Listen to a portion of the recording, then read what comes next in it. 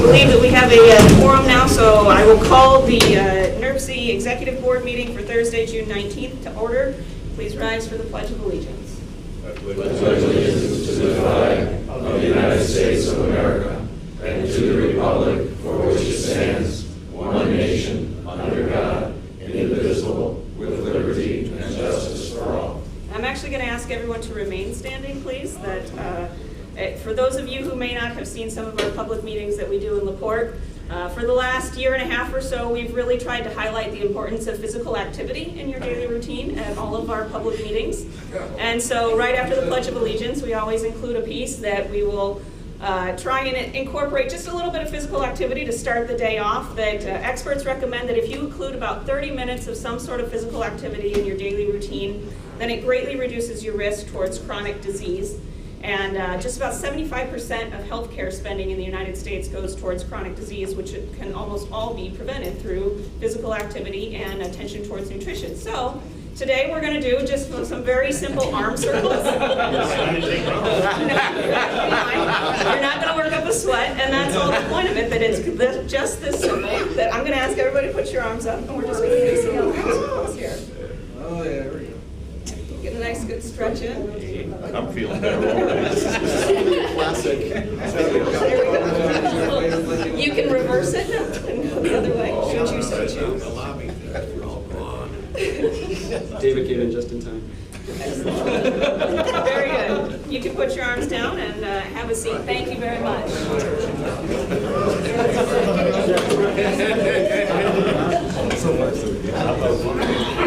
And now everybody's wishing that Mayor Snedeker was back.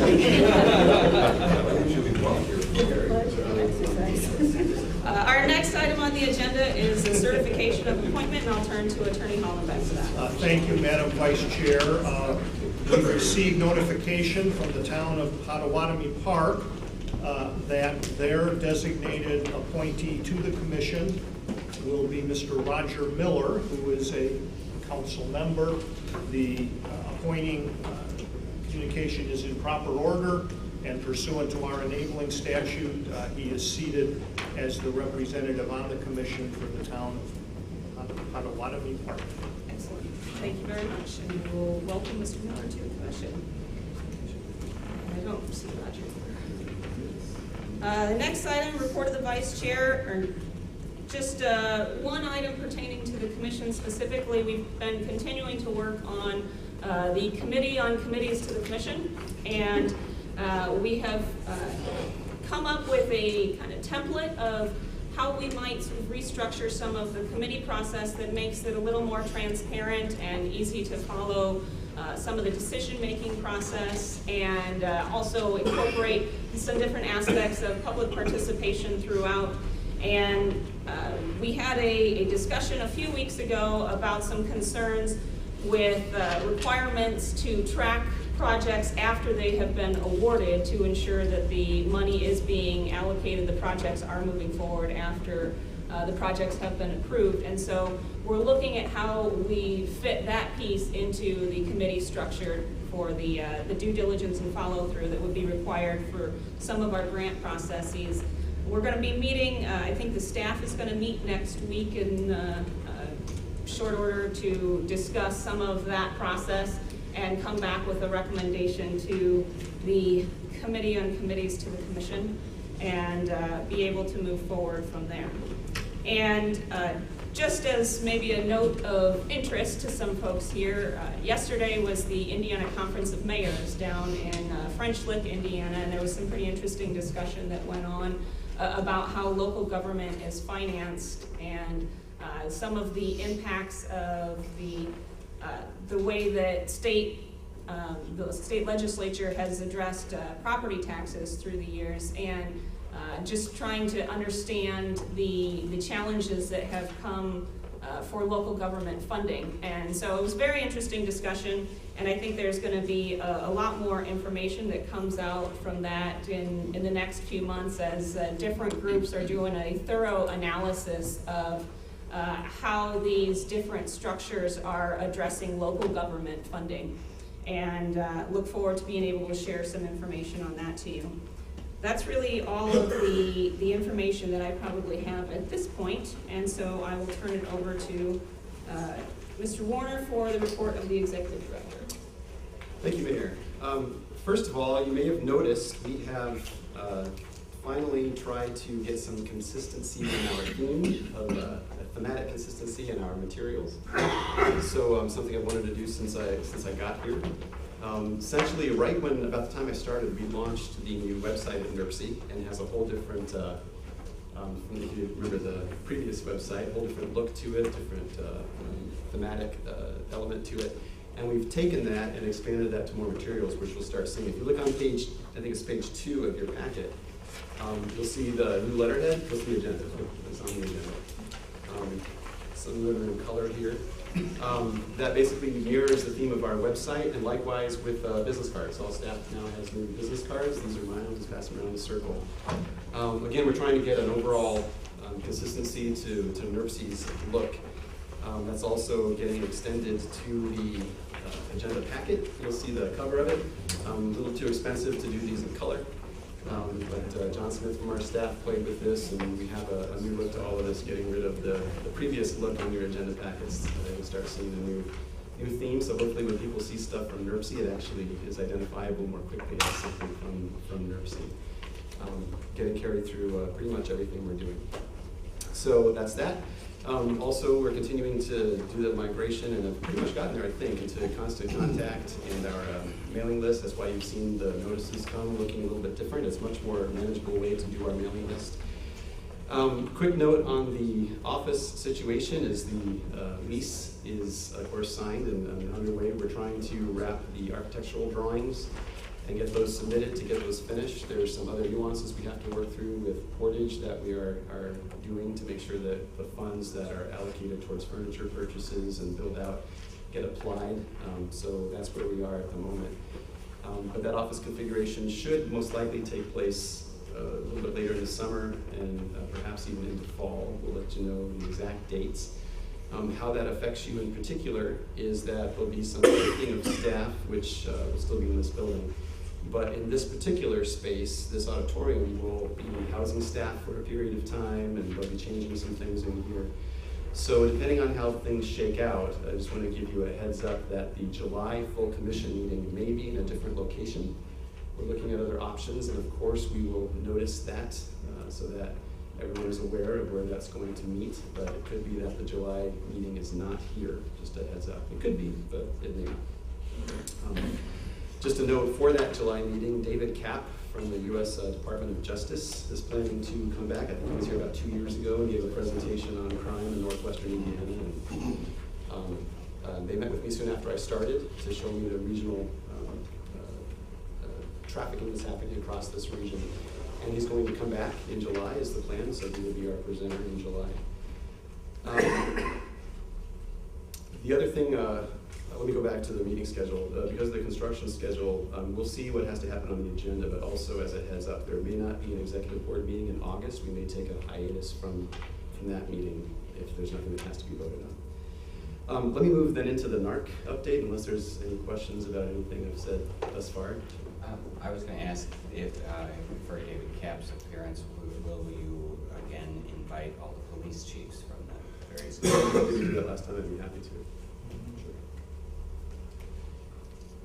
Mary, if you would make that note, that's good. Thank you. Very good. So the NARC conference, we've come back from NARC again, is National Association of Regional Councils. They have 3 meetings a year, but their annual meeting rotates. This was in Louisville just previously. Jeff Benson was there, Ryan Snedeker was there.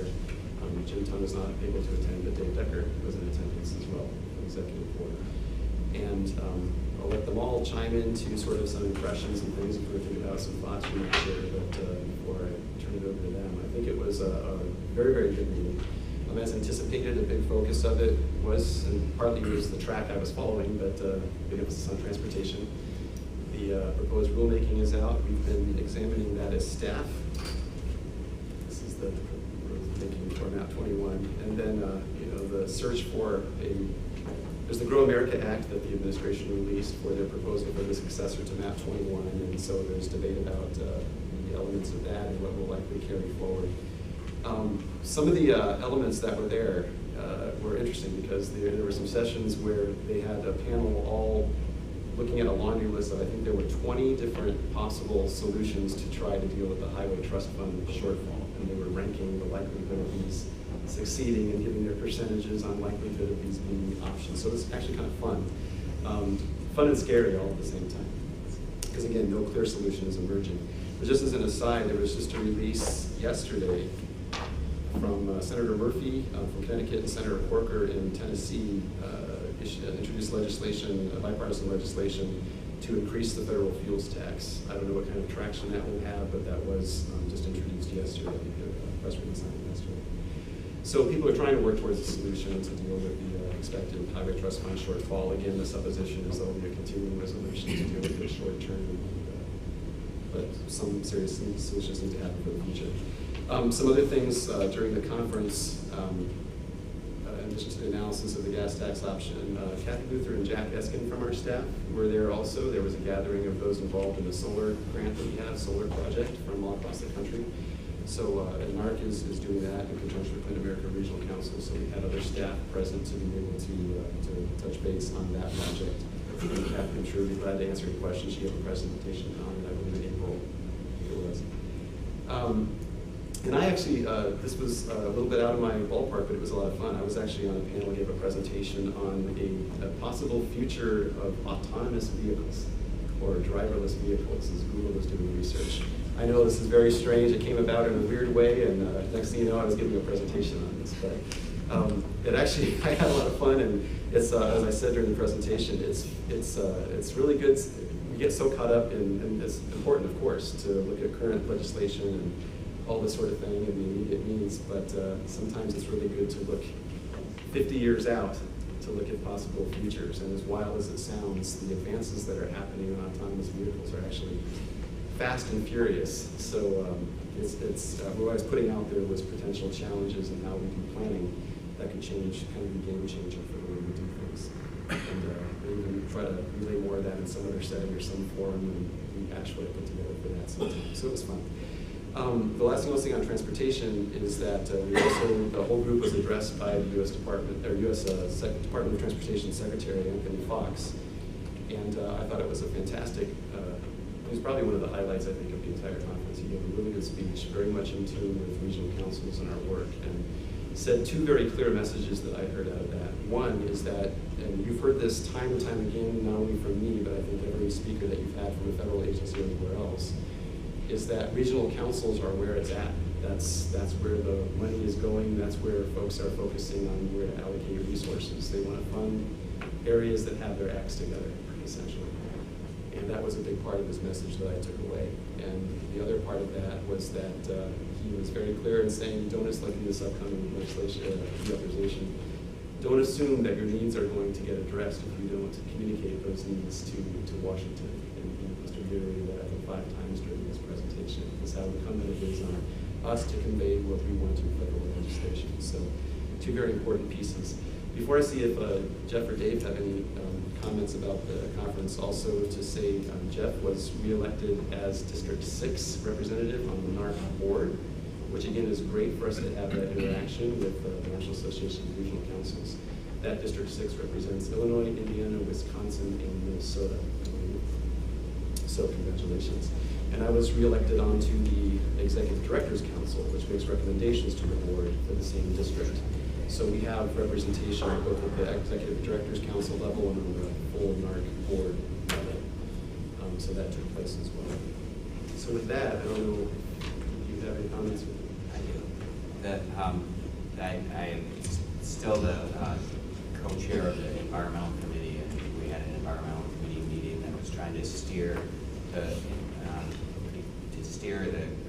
policy and the agenda for the Environmental Committee on, and the basic steering of it was to try to do things that we can actually have an impact on, and not start to get a little broad, so to narrow the focus a bit.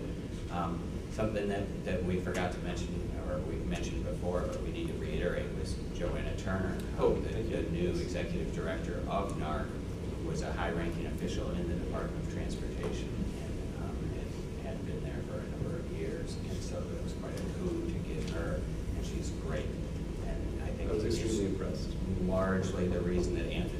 Cox, the Secretary of Transportation from Washington to Louisville, addressed us and flew back to Washington.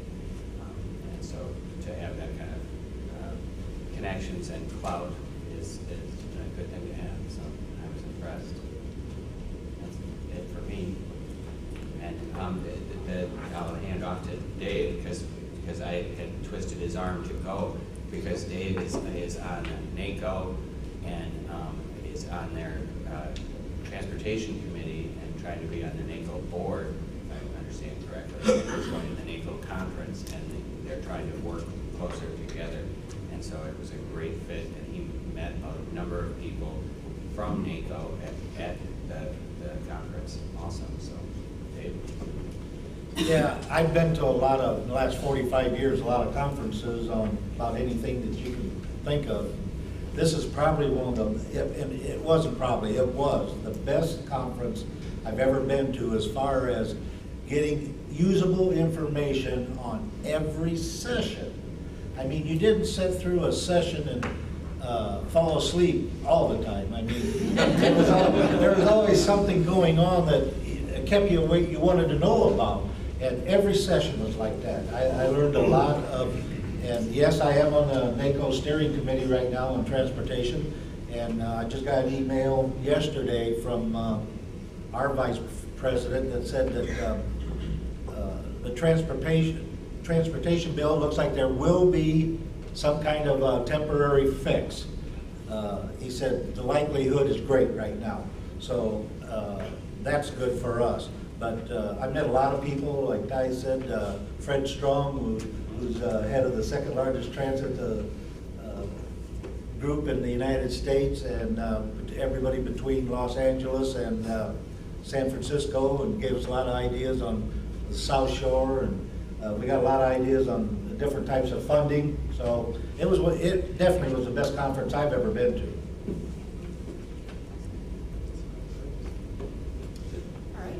Then that takes us to the approval of the minutes, and I think everyone received a copy of the minutes in your commission packet earlier, and I would entertain a motion to approve the minutes as submitted. So moved. I have a motion and a second. Are there any corrections, additions, or deletions to the minutes? Hearing none, then all those in favor of approving the minutes, please respond by saying aye. Aye. Any opposed, nay. Minutes are approved. That takes us to the Finance and Personnel Committee, and I'll turn to Mr. Tunn for a report. Well, thank you, Madam Chair. I would just give personal affirmation of the fact that those NARC conferences are extremely useful. The one in Philadelphia that I attended was very impressive as well. Unfortunately, I would have rather been to Louisville than undergoing unplanned medical procedure. But that's the way it happens. And we were really looking forward to that trip because I expected we would get all kinds of information. I'm glad that you went and had a very positive experience there. The F&P committee met this morning, and after proceeding through its regular order of business, we bring two things to the executive board this morning. One is we need to ask for some action, and the other is just information that is important for you to have. The first one is amendment number 4. This comes with the full approval of the F&P committee. We are in contract with Conservation Design Forum on a project in East Chicago called Conservation Corridor. And that project is not yet complete. It was first funded by the Donnelly Fund, and now is an extension that we're asking for is already funded by the Coastal Grant. We have approximately 2 weeks left now. The terms of the agreement are that it must be completed by June 30th. We've extended this a couple of times, but the project is going well, and we are not able to disperse those funds to the Conservation Design Forum until we make this budget amendment. So Budget Amendment 4 should finish this project off, and as I said, it is expected to be done, required to be done by June 30th. It's in East Chicago. I have more details if you're interested in it, but it is an environmental project that is very worthwhile. And we'd like to be able to not hold those payments and pay the people and get this project wrapped up. So if I could entertain a motion to approve Amendment 4, I would do so at this time. So you're making the motion? I'm asking for someone to make the motion. So moved. I have a motion and a second, and is there any discussion on this? Then all those in favor of the motion, please respond by saying aye. Aye. Any opposed, nay. Motion carries. Thank you. The second item is that we attended with Angie Hayes the exit interview from the audit team that was here. And the audit, what they told us in the oral exit was very positive, but we couldn't share that until it was released by the state, and it is now on the State Board of Accounts website, the audit results. And I'm pleased to say that there were no comments and there were no findings on that audit. So congratulations to Angie Hayes and her entire staff and all the staff here for another perfect audit from SBA. Thank you.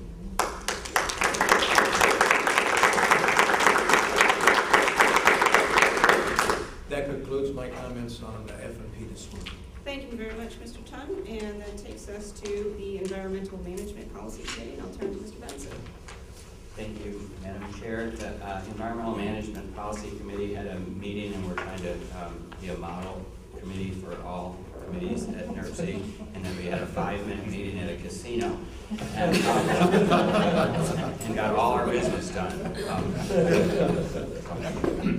We reviewed for the TAP, we reviewed the one and only environmental project and approved it and moved it forward to where its next phase will be approved and moved to the board. So that's it. Great. Concludes my report. Thank you very much, and that takes us to the Transportation Policy Committee, and I'll turn to Mr. Gilbus. Thank you, ma'am. The Transportation Policy Committee met on June 10th. We have one action for consideration today. The committee heard a presentation from the City of Portage by A.J. Monroe on the U.S. Highway 20 corridor plan. The Transportation Policy Committee voted 16-7 to send the Transportation Alternative Program selection back to the Pedal Committee for reprogramming at the June 26th meeting at NERC. The action for today is the adoption of Resolution 14-19 on page 14, the 20th amendment to the fiscal year 2014-2017 Transportation Improvement Program. This action is to add one NDOT exempt culvert clean and repair project to the TIP for State Road 149. It's 1.64 miles south of US Highway 20. With that, do we have any discussion?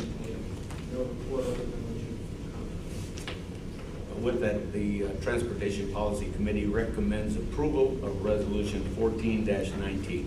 So moved. Second. I have a motion and a second for the approval of Resolution 14-19. Is there any discussion on this resolution? Hearing none, all those in favor, please respond by saying aye. Aye. Any opposed, nay. Motion carries. The next meeting of the Transportation Policy Committee is scheduled for 9:00 a.m. on Tuesday, July 8th at the NERC office, and that concludes my report. Thank you very much. That takes us to Local Government Assistance Committee and Mr. Ensign. Thank you. Well, we had a very small group for our local government assistance. It was, Bob and I enjoyed the presentations from Julie and Kathy. The overview of the Solar Ready project by NERC. Also discussed the public asset access goals in the Marquette plan. In that discussion, my company has just made a purchase of land at Buffington Harbor, which I'm going to trying to put Kathy and my superiors in touch so that they can maybe work through. There was a discussion of a pier, possible access for fishing in that.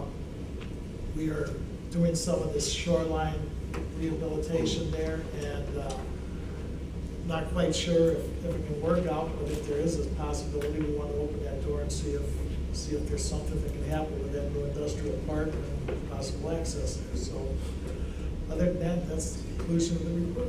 All right, thank you very much. And next up, then, the Northwest Indiana Economic Development District. I'll turn to Commissioner Allen. Good morning. The Northwest Indiana Economic Development Board meeting was held on May 28th. And fortunately, the representative from the Economic Development Administration, Patricia Overall, she was present at our meeting. And so there was some discussion on the remaining requirements for us to achieve official district status with the Economic Development Administration. We are currently preparing an application in conjunction with the forum and the NERC staff to submit to the EDA for our official district status. Mrs. Overall, she seemed to be very satisfied with our progress to date, and she was very encouraging and told us to remain persistent, and that she believed that we would at some point be able to get our status. The district status would allow us to apply for operational funding from the Economic Development Administration so that Northwest Indiana Economic Development District would become an autonomous body. Also, we discussed there was a discussion of the changes in the bylaws because of concerns raised by the Economic Development Administration. They felt that the Northwest Indiana Economic Development Board was too large because we currently have 17 members, 9 elected officials and 8 from the private sector. And so we are going to reduce our board membership from 17 members to 11 members, to 6 elected officials and 5 private sector individuals. She also suggested that we submit another application to the Economic Development Administration for a second planning grant. And so we have complied. We have submitted the application for a second planning grant, and that would provide additional funds for us to contract with professionals to continue to assist communities on grant application for economic development projects. We do have another SEDS meeting, which is scheduled for tomorrow at 9 a.m. And any interested elected official that wants to serve on the Northwest Indiana Economic Development Board should contact Mr. Warner, because we want representation from all 3 counties. Also, we have almost completed the accounting review as required by the grant, and that was to satisfy the first grant that we received. And that report would be made public within the next 30 days, and a copy of the review would be distributed to the NERC Commission. Mrs. Overall also indicated that the local units of government could submit technical planning and assistance grants at any time. There were for certain grants there were deadlines, but she indicated that the technical planning and assistance grants can be submitted at any time. So any unit of government that wants to submit to the EDA for a technical planning and assistance grant can do it at any time, as long as your project is part of the SEDS document, Comprehensive Economic Development District document, and that's one of our primary functions, is the maintenance of the SEDS document. Whenever you apply to the Economic Development Administration for a grant, before you can even be considered, your project has to be part of the SEDS document on file at the Northwest Indiana Economic Development District Board. So if you have a project, if it's included in our SEDS, then you can apply for a technical planning assistance grant. As I indicated, we're having a meeting tomorrow. The meeting's at 9 a.m. And anyone that wants to attend the meeting is invited to come to the meeting. Thank you. Thank you very much. And that takes us to the INDOT update, and I'll turn to Mr. Holder. Thank you. 2 weeks ago, I believe, Ty and myself were with the governor to announce the Gateway Rail project, thanks to Ed Sullivan, who was instrumental in helping get that project here. We think it will have incredible impact on the freight and passenger rail issues that surround this area because of the confluence of all the different rail systems. After that, myself and Ty alone, at that announcement also was Karen Hedlund, who is the Deputy Administrator of the Federal Rail Administration. Myself, Ty, and Karen that afternoon were at the Lakeshore Chamber of Commerce.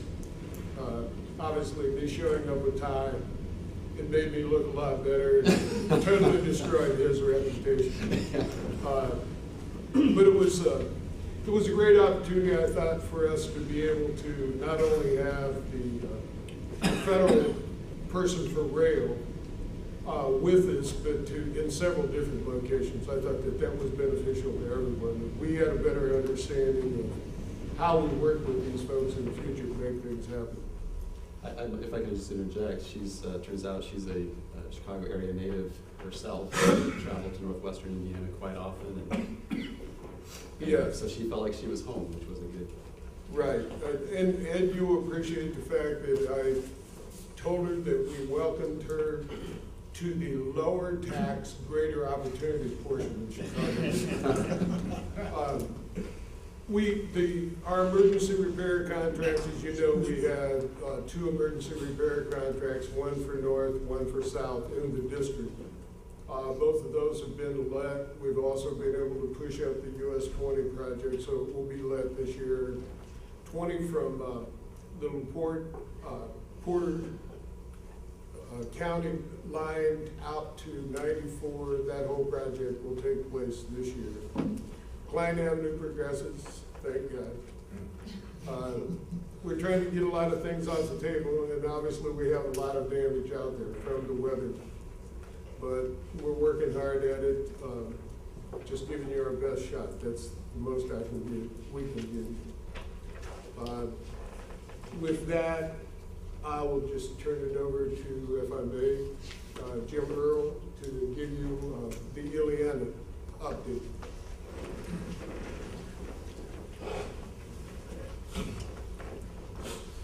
Morning, everyone. Thanks for having me up here again. I appreciate it. Really, all you need to know is read Keith's article that he published last week, and you know everything you need to know for the year. Just a brief update. I'm not going to go into too many details.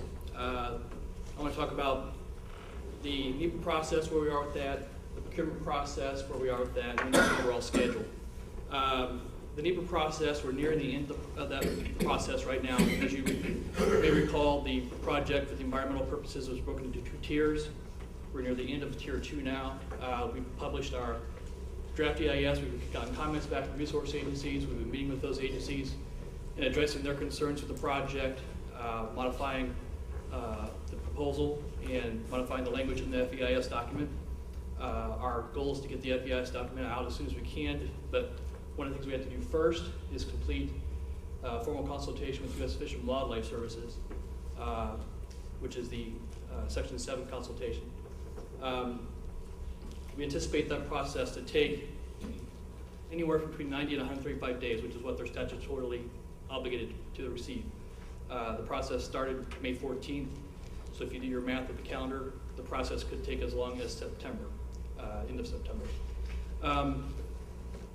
It was a process that we already knew we had to go through. We were hoping that we could get through a little bit quicker because we had taken the last 3 to 6 months working with Fish and Wildlife during the biological assessment to address all the concerns then. But they're, again, statutorily obligated to have the 135 days, so we'll work with them and we'll get that as soon as we can. As soon as that process is wrapped up, there are a couple of other NEPA-related items we have to address as well. Medeoan impacts over in Illinois that IDOT has been in negotiations with them on. For the most part in Indiana, we talked to our resource agencies here. They're happy with what we've done as far as the preferred alternative.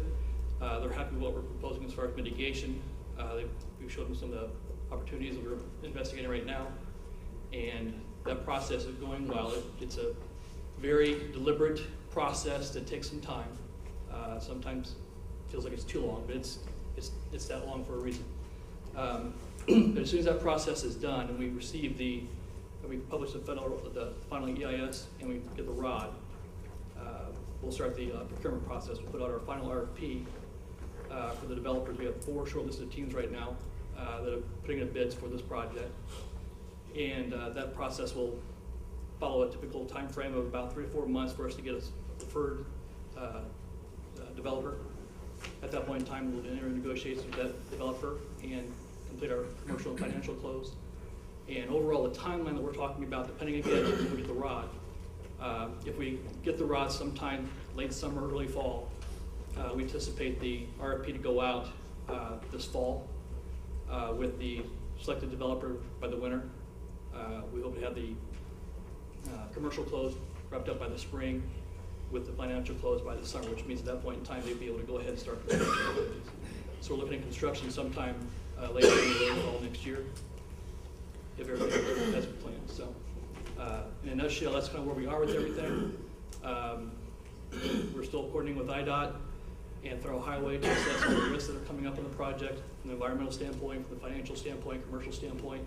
We've got meetings set up with Federal Highway, with our TIFIA loan offices. Those will be coming forth in the next couple of weeks. We're also still meeting with local agencies.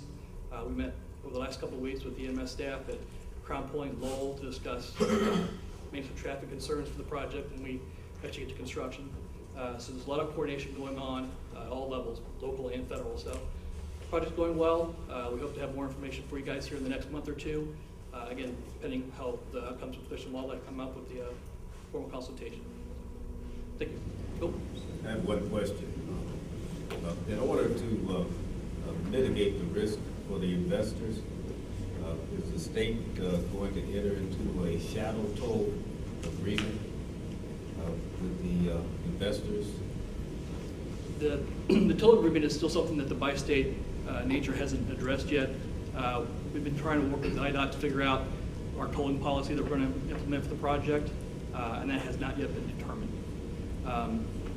I know that IDOT has, of course, they have their toll authority over there that they have, and we're still asking to get some legal clarification on who has authorities to set toll in Illinois. We know what our authorities are in Indiana, and based on how those authorities line up, we'll set forth the tolling policy for the project, and that information will come up probably in the next 3 or 4 months. Yes, sir. Yeah, we're a very different structure than Illinois, and not going into all of the sausage making. We have 2 statutes, one that deals with the Indiana Finance Authority, the other deals with INDOT. And the Indiana Finance Authority generally handles prize finance. So I don't know what ghost tolls means, but this much I do know. The toll road deal is probably the best B3 deal that's going to be around for a long time because we had absolutely no risk. In the bridges over the Ohio River, there are multiple kinds of public-private partnerships. A pure availability payment, which means that we contract with someone to build and maintain, but we pay them out of tax dollars. And we did that with part of I-69, right, Bob? Yes. So, Indiana, the market is just not there for risk-free. So we're going to insure one way or another in the contract some amount of risk. Now the market's at about 25% right now. But whatever the toll is, and we've had some studies, Cambridge and so forth, that sort of told us where the toll would have to be so it meets the market. Now these myths that, you know, you're gonna make the toll $12 million, well, there's gonna be nobody driving on it. So we've had conversations over the years with the big trucking companies, and they're no different than the transportation company I worked with. A delay minute costs X amount of money. And they're gonna be willing, Illiana is there for one purpose. About half of the traffic crossing the Indiana state line is not stopping in Chicago, it's through traffic. And if we don't do anything, it's going to happen in the next 15 to 20 years, we're going to gridlock on 8094. So the goal is to move that through traffic down to the Illiana. And that reduces their delays and so forth. It doesn't take much to lock up 8094. So there's a margin, just like there is in any business, where the toll, any more than that, we lose traffic, and any less than that, we can't pay the bills. So IFA will come up with that amount, and we will come up with what amount in a normal marketplace of risk we as a state will have to assume. And there'll be one toll, you know, GOES toll. It'll be the state is going, and if the toll doesn't yield this amount, then the state will do whatever that risk amount we said we would do. Now, again, we know kind of how much availability payment we can pay under current tax structure. So it's going to be what it is, but there's no subterfuge here. We all know here's what the market is, here's what it takes to pay for the road, and here's why we need the road. So I don't know if that helps, but did I say anything that you? No, you're right. There's a lot of different ways that procurement can happen, and there's a bunch of different types of procurements out there. Availability payment is the method we're going to use here. It makes the most sense. And again, the details we're still working out, but Representative Sally is correct. Yeah, we're going to negotiate with the various bidders, and we're going to get the best deal we can get. So, Jim, just a clarifying thing, because I don't know how familiar folks are with the acronyms and whatnot. We might have said this, but just to be clear, ROD is Record of Decision. Yeah, ROD is Record of Decision. That's the formal completion of the environmental process with Federal Highway. The FEIS is. FEIS is the final environmental impact statement, yes. Any further? Sorry, acronyms are flying around. Any further questions or discussion items? So thank you very much. You have one more? What other things were, Mayor, I'm sorry. If you have anyone represented here, if you have a city or town that our roads run through, if you're having a festival, let us know the dates so that we don't interfere with that. I had a situation a week ago with Dave Durant, where all of a sudden on the public square, all of these road closed barricades and such were going up on Friday, the weekend of the festival. Thank goodness for once it wasn't ours, it was a railroad issue.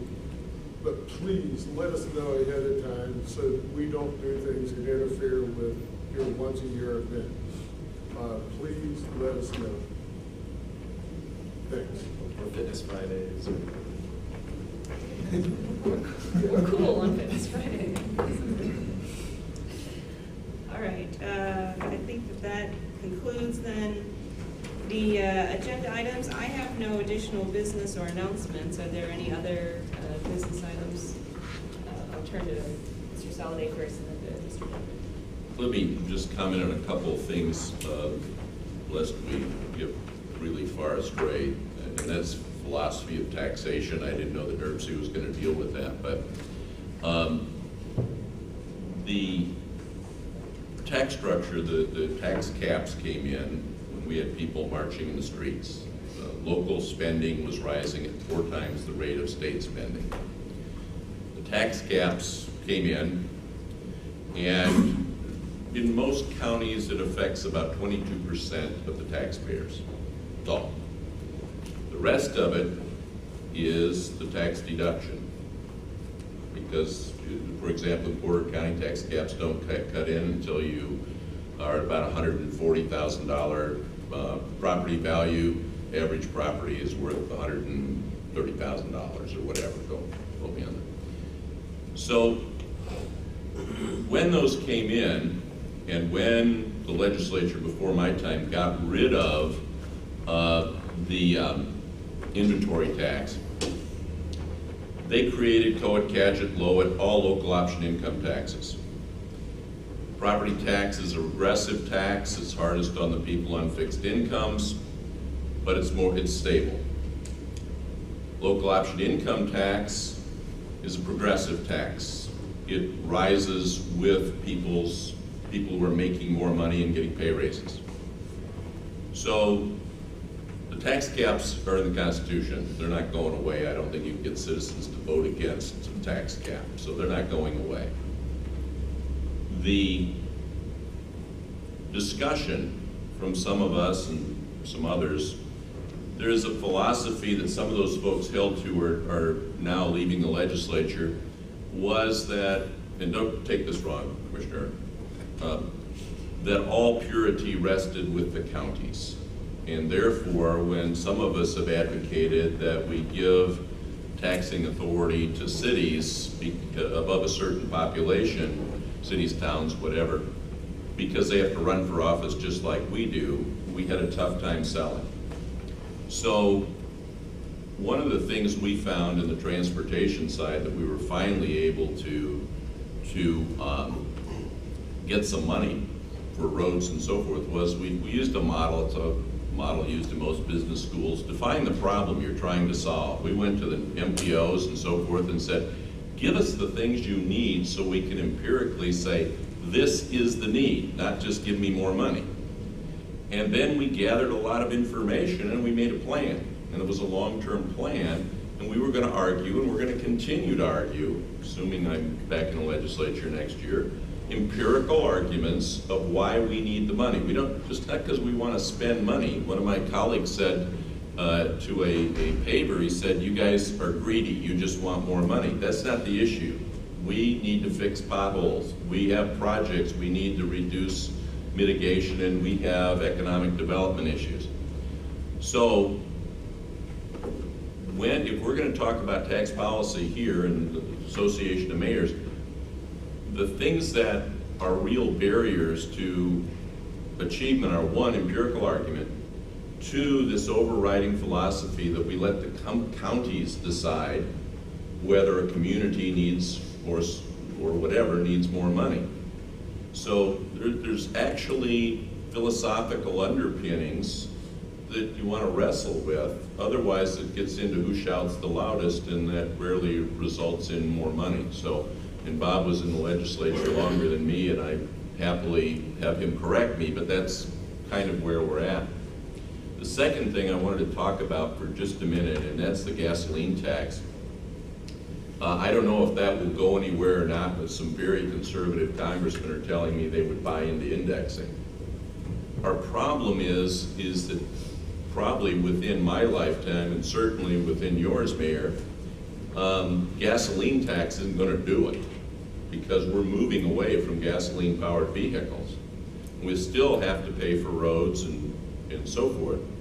So we have a study, 2-year NDOT's using a third party that says, give us a spreadsheet that's a decision-making tool.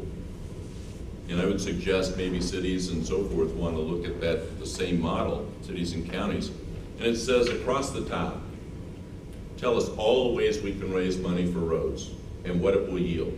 Gas tax, sticker tax, because we know, Bob Alderman and I know, that we did a change in policy for heavy trucks.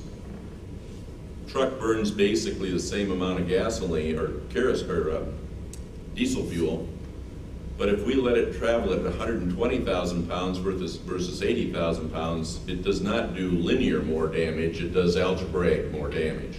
So how we pay for the damage a particular vehicle does is part of that discussion. So in this spreadsheet across the top it says, here's all the ways you can pay for it.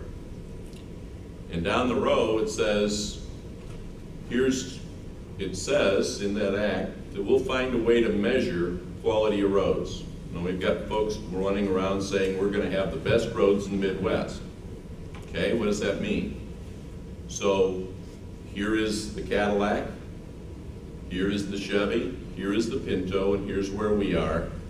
What are you willing to pay for to be where on that chart? So what we're trying to do, at least my committee and INDOT has bought in, I mean, we have these discussions pretty regularly, is we want to find empirical arguments of how we can pay for infrastructure and what infrastructure is important. Because right now it's kind of throw something on the, not INDOT, but generally when discussions happen, it's throw something on the wall, see if it sticks, and off we go. So the more we can get NERC to buy into that empirical, and I think Ty does, we've had that conversation, that empirical kind of thinking and prioritization of what's most important to us and how we pay for it, the more effectively we're going to argue for funding at the state level. Great. And I think that's very helpful as we're looking through the different the policies and ways to go about looking for ways to address the capital projects like road projects that are going unaddressed right now because of some of the challenges that exist. So the sense that I got from some of our discussions yesterday was that it's not necessarily a desire to look towards the past of what we did wrong, but how do we move forward, and your statements about having that empirical evidence of this is the amount that we need is exactly what was discussed yesterday, and that many of us are trying to work towards. And so I appreciate those comments. I'll turn to Commissioner Decker then for your remarks. Yeah, I just wanted to make everybody aware, the first tenant is in the Kingsbury Logistics plant or park right now. They just announced Helena Chemical. Mr. Friedman, our county attorney, said, well, it's a single, but it's starting for the rest of it. The rest of it is coming together. It's slow. Kingsbury Elevator just announced, we had a tax abatement to them. They are going to put a grain intermodal right next to it. So we're going to tie 4 railroads together so that this multimodal and an intermodal will be able to do business any place in the United States. Thank you. Are there any other comments or business items? I was just going to mention, I believe the Lake Michigan Shoreline, Marina and Shoreline Development Commission meets this morning at 11. So Jody was in the room, but if anybody's interested in attending. I'd like to comment, if I could. I don't have you listed in the public I signed the comment. sheet. Yeah. Oh, okay. We'll get to public comments in just one second. I want to wrap up the official section of these right here. Any other comments from the commission first? No? Okay. Then we'll move on to public comment, and I'll ask you to step forward. Okay. I'd like to address a couple of issues concerning the Ileana. I've listened to Jim Earl, and I've listened to Representative Soliday today. And actually, before you start, I'm going to ask you to identify yourself for the record. Okay. My name is Patricia Mussman. I live in West Creek Township. My husband is the trustee of West Creek Township. And there are issues that we are dealing with in our township concerning the Ileana. The first one I want to address, at the last meeting of the Ileana Study Group, we were made aware that the intermodal terminals that were supposedly servicing for and providing the Ileana for their trucks, the majority of their trucks will not be coming south from Wilmington, Elwood, and the Joliet area to use the Ileana. They are still going to continue going to the northeast. Is that correct, Jim? I don't recall that. You made that statement at the meeting in Lowell. The other thing I want to address is the dismissiveness of the suit and the investigation going forward by Fish and Wildlife. It appears that you're assuming that the ruling will go in favor of the Ileana. We can't assume that, can we? If we don't, we have to move forward in our planning and our processes, just as we normally do for any project. There's no suit from Fish and Wildlife. Fish and Wildlife are the normal NEPA process. There's nothing Right. that's changed there. Until we get a reason to stop, in other words, if we get a federal court that tells us we have to stop, there's no reason for us to have to stop. We're assessing the risk at all times. If for any reason we get a risk that we're not comfortable with progressing forward, whether that be from federal highway, from IDOT, from a permitting agency, we'll assess that at that time. And if we feel we need to stop, we'll stop. But there's no reason to stop right now. If I understood the article correctly that was published by Mr. Benman here after the transportation meeting last week, the project is on hold. It's being delayed because of this ruling. If it's being delayed, how can acquisitions and appraisals continue to go forward? It's not being delayed as much as the timeline that we were hoping for was not met. We were hoping to have a biological opinion by this point in time. We did not get that because of Fish and Wildlife taking their due diligence, which is fine. We were just hoping to get it done quicker. Right, but that is a delay. Well, I mean, in the ultimate construction timeline is not a delay. I mean, we have aggressive schedules, we have our realistic schedules, we have our, worst case scenario schedule. We have a bunch of different schedules that we look at. From my perspective, it's not a delay until we don't have a project to construct. And as far as going forward with land acquisition activities, the current legislation that Congress has on the board allows us to go forward with certain activities like land acquisition prior to environmental completion. Okay. Another issue that goes along with this that we became aware of yesterday is that there are letters going out to other individuals, landowners in our township, telling them that they have to allow the government to access their property for environmental reasons because they have to mitigate the wetlands that they're disturbing. And one of the gentlemen, farmer, that contacted us yesterday said that it appears that they may be trying to take some of my land away from me and create a wetland there.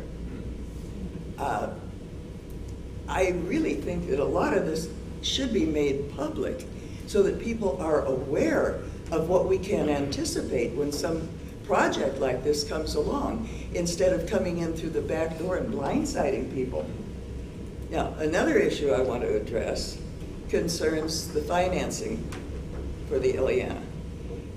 I don't know if you're aware, but in Illinois, the General Assembly has voted not to guarantee payments for this project.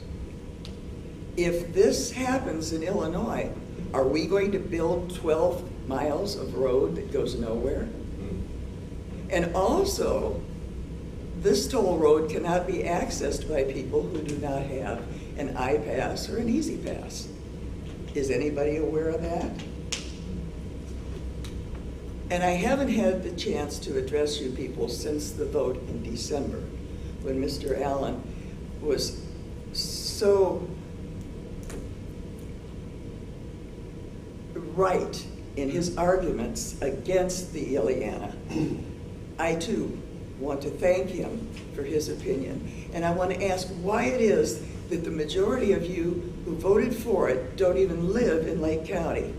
And the hypocrisy of the people in Porter County who worked strenuously and who were able to defeat the project from going through their county were right there voting to ram it through Lake County. And I want to thank you for giving me the opportunity to speak.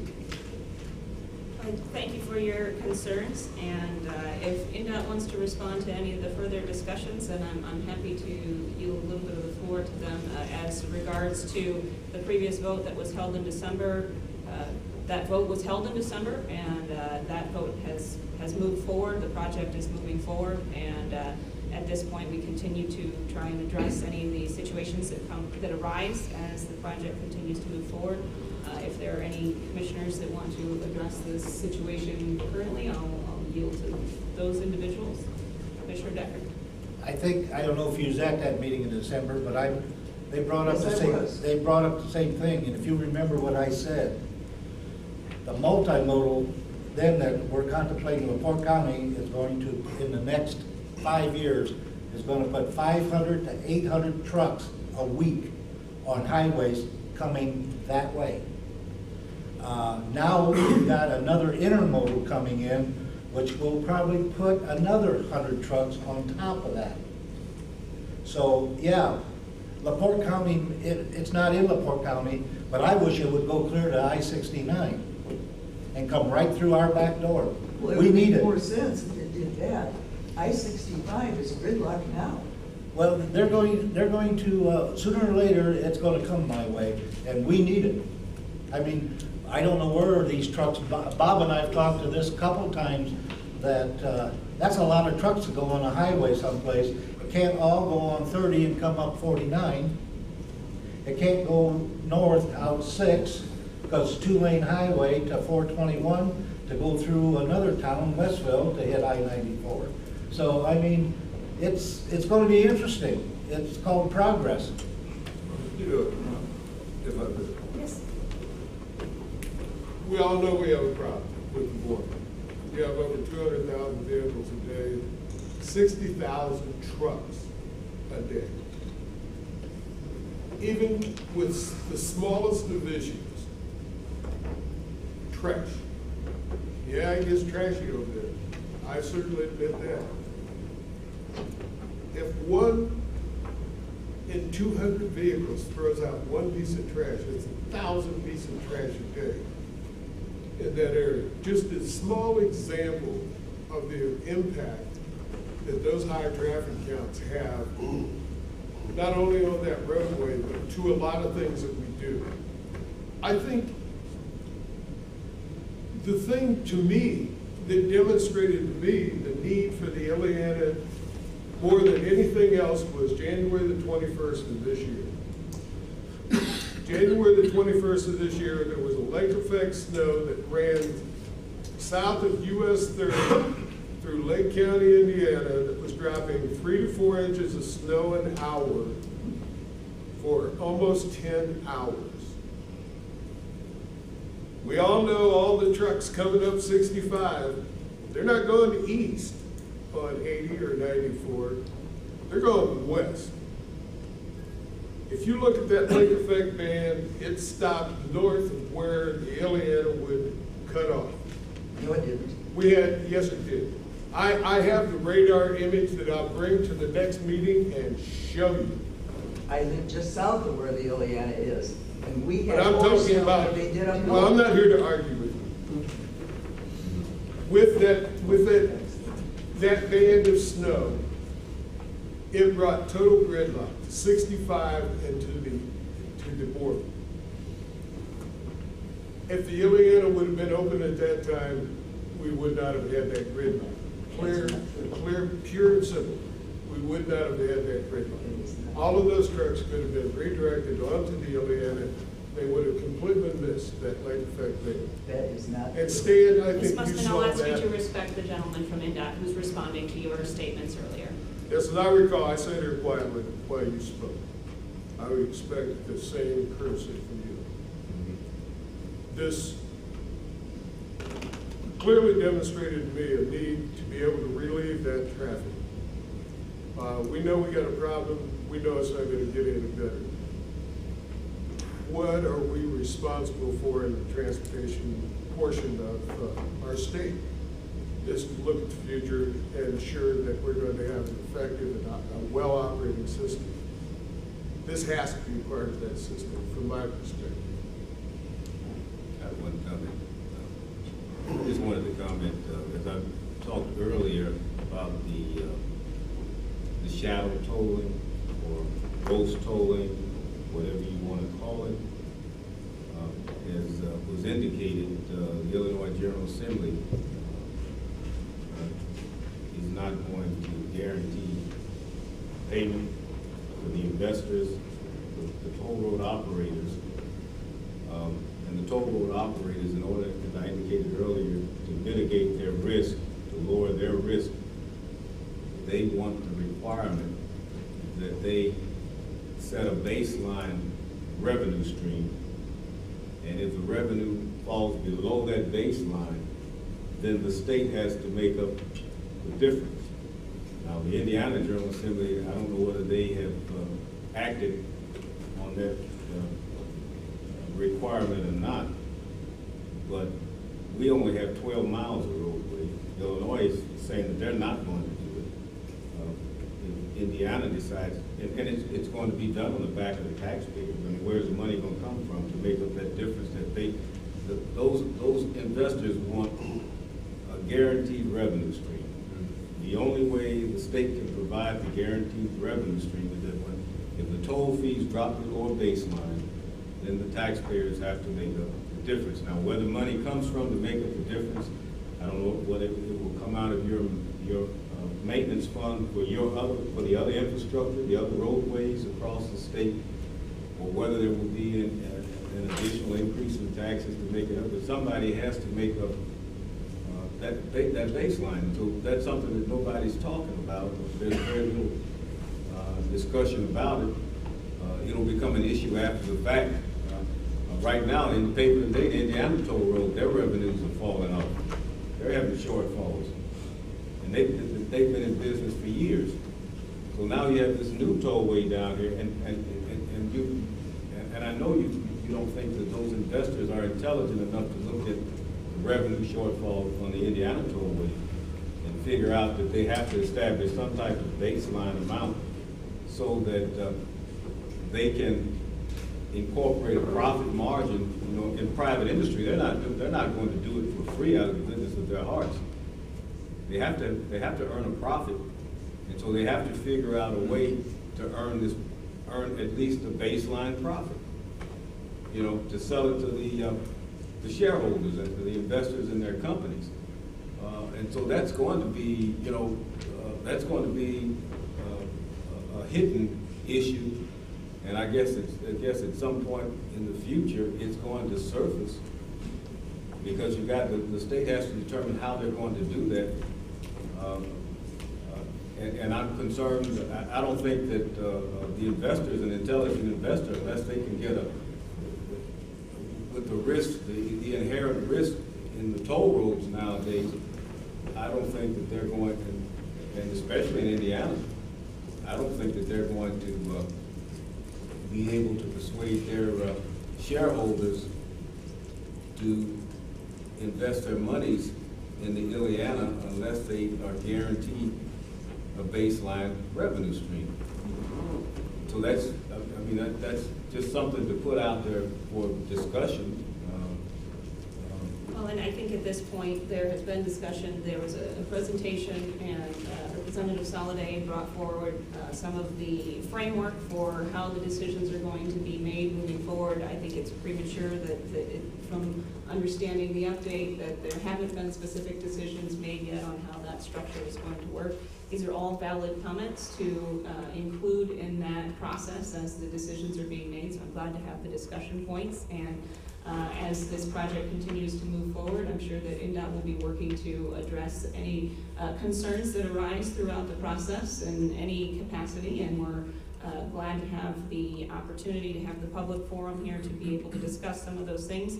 In the interest of continuing to move forward and moving forward with the various projects, I am going to then move on to the second public comment item that is listed on our sign-up sheet here, and ask then Mr. Nowacki, I believe is the only other list or other speaker listed on the public sign-up sheet, and so I'll ask you to step forward to the microphone, please.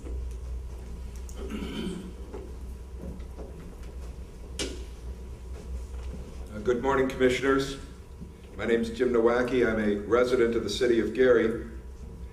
I appreciated the comments made by Commissioner Milo early in the meeting regarding follow-through on the various projects that are being that are part of the purview of the NERC board. I would also add that perhaps we'd have to also look at some follow-up as well, not just follow-through, but also some follow-up. Earlier this year, I had brought to the Commission's attention various, what I had considered various shortcomings and problems with the Route 20, Route 12 project that had run through the city of Gary. Some of those problems were addressed, and some of them were not. I felt that at some point, though, we have to move on, and I think I had taken that to heart and felt that perhaps we can move on, accept the project, warts and all, and look forward to other things. Over the last 6 months, I've been attending meetings of the Gary Sanitary District, and I had been complaining about drainage problems on the Route 1220 project. And as elected officials or appointed officials, government officials, sometimes you can forget how frustrating it is for citizens to get response for complaints. But at some point, the commissioners of the sanitary district told me that the drainage problems on Route 12 and 20 were not their problem, that they were a problem of INDOT. A citizen, a fellow citizen and I, we have adopted the park at 5th and Broadway. So we have a personal interest in the conditions at that intersection. We do that as volunteers. It's part of our commitment to the city. I also own a 5-story office building just north of that intersection, so I have an interest in that as well. Now there has developed a series of I wouldn't even call it puddle. I've got pictures. I could show you pictures, but where the water doesn't drain off the roadway, and not just small puddles, but some that are that block the entire lane and take days to drain. One of these is right at the intersection of 5th and Broadway, right in front of the park that my associate and I maintain, and a bus stop. That's a bus stop that I use almost daily. So every time a bus pulls in, we have to step way back to avoid getting splashed by the buses. Many of you know how important it is that water be removed from the pavement, or you create damage to the pavement. The state of Indiana spent $30 million or more on that project. And to have a series of that, a portion of that project, almost a mile long, with 10 or a dozen of these undrained portions of roadway, to me is irresponsible. Now I'm going to use like elected officials, and I'm going to point at the guilty party, whether it's INDOT, whether it's sanitary district, but under any circumstances, this is unacceptable. So I'm going to urge, and it's even more timely because Mr. Alderman is saying you're going to be doing another portion of Route 20. Well, as a citizen of the state of Indiana, resident of Gary, I feel that I have some responsibility to my fellow Indiana residents that they've got to do a better job on that other extension. I mean, what we've accepted in Gary, warts and all, sidewalks aren't proper, the gutters aren't proper, the curbs aren't proper, it's already falling apart, the drainage isn't working. So I would like to see Commissioner Milo, you direct maybe some of this board, Representative Soliday, it's state money we're spending there, to do some follow through on these applications, but also do some follow up, because we have gotten a very short change in Gary on this Route 1220 project. Thank you. Thank you for your comments, and if there's a response that INDOT would like to issue, it looks like there may be, but if not, then it's certainly something that we can take a look at and see what various sorts of remedies may be offered there. I know these projects are often expensive and you often have to prioritize. So, well, I'm not going to keep everybody here all morning. I would simply offer you this observation. Within city limits, INDOT's responsibility is curb to curb. Curb to curb. Sidewalks, Yeah, we did some work on sidewalks because we thought it was the right thing to do, not because we were legally responsible to do that. Most of the drainage system in Gary is probably 100 years old or older. So it's not a situation that was created by us. Legally, I'm not sure where the total legal responsibility falls for the complete drainage system. But I simply remind you, legally, within the city limits, curb to curb. That's mine. Everything outside those parameters is not NDOT's and not the responsibility of the state. Thank you very much. And that concludes the list of public comments that we had listed. So I would entertain a motion for adjournment. You have it. Second. Is there a second? I have a motion and a second.